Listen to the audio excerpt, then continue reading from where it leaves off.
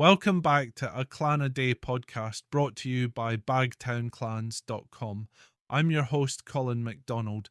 Today, we're venturing into the rugged lands of Argyll to explore the fascinating history of Clan MacDougall, a family whose roots stretch back to one of the most powerful figures in the early history of Scotland, Somerled, the mighty lord of the Isles. The MacDougalls, like their relatives in Clan Donald, trace their lineage to this legendary figure, making them one of the oldest and most storied clans in the Western Highlands. Clan MacDougall's history is intertwined with the life of Dugall, the eldest son of Somerled, from whom the family takes its name. Dugall's inheritance included vast portions of Argyll, and under his leadership, the family established itself as the rulers of Lorne. By the 13th century, the MacDougalls controlled territories including the islands of Mull, Coll, Tiree, and Lismore. They also built several formidable castles such as Dunollie Castle, Dunstaffnage, and Gylen, which became key fortresses in the clan's stronghold over the West Highlands. The MacDougalls' position as rulers of Argyll and Lorne placed them in a powerful and precarious spot during Scotland's wars of independence.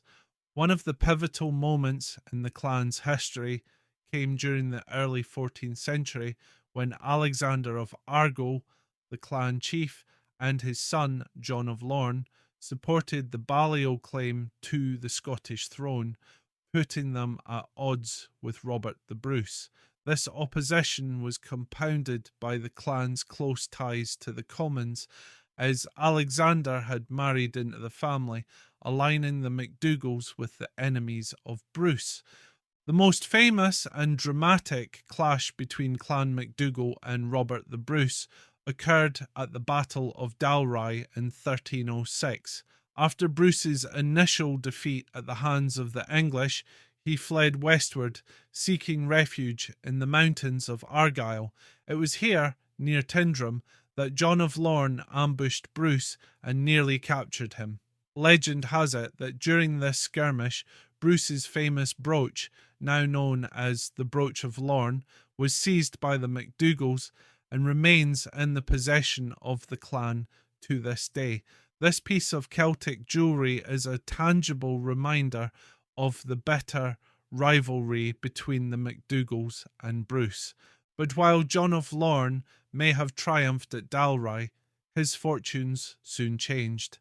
In 1308, Bruce returned with a vengeance, leading a force of battle-hardened warriors into the MacDougall heartland. At the Battle of the Pass of Brander, Bruce decisively defeated the MacDougalls, forcing them to retreat and forfeiting much of their ancestral lands. Dunstaffnage Castle, once the seat of the MacDougalls' power, was captured and converted into a royal stronghold. This marked the decline of the MacDougalls' influence and the rise of their longtime rivals, Clan Campbell. Despite these setbacks, the MacDougalls were resilient. In the mid-14th century, the clan saw a resurgence under John Galda MacDougall, the grandson of John of Lorne. Through a politically savvy marriage to a granddaughter of Robert the Bruce, John Galda regained much of the clan's lost lands, including parts of Lorne. This return of fortune allowed the MacDougalls to re-establish themselves as a prominent family in the West Highlands, although their power would never reach the heights it once did. Moving into the 16th and 17th centuries, the MacDougalls remained embroiled in the turbulent politics of Scotland. They were loyal to the House of Stuart during the civil wars of the 17th century, fighting for King Charles I. However, their support for the royalist cause brought further hardships, as their castles and lands were attacked and seized by the Covenanters. Dunollie and Gylen castles, key MacDougall fortresses, were burned by General David Leslie in 1647. Nevertheless, the clan's loyalty was rewarded after the restoration of Charles II, and their estates were restored. The MacDougalls' loyalty to the Stuarts continued during the Jacobite risings of the 18th century. In the 1715 rebellion, the MacDougall chief fought at the Battle of Sheriffmuir, after which he was forced into exile. His estates were forfeited, only to be restored a few years later. Though the clan did not actively participate in the 1745 Jacobite rising, many MacDougalls, including the chief's brother, fought at the Battle of Culloden. Once again, their loyalty came at a cost, and their estates were briefly confiscated. Throughout these centuries, the clan preserved its heritage and pride. Perhaps the most cherished symbol of their resilience is the brooch of Lorne, which was returned to the clan in the 19th century after being lost for generations.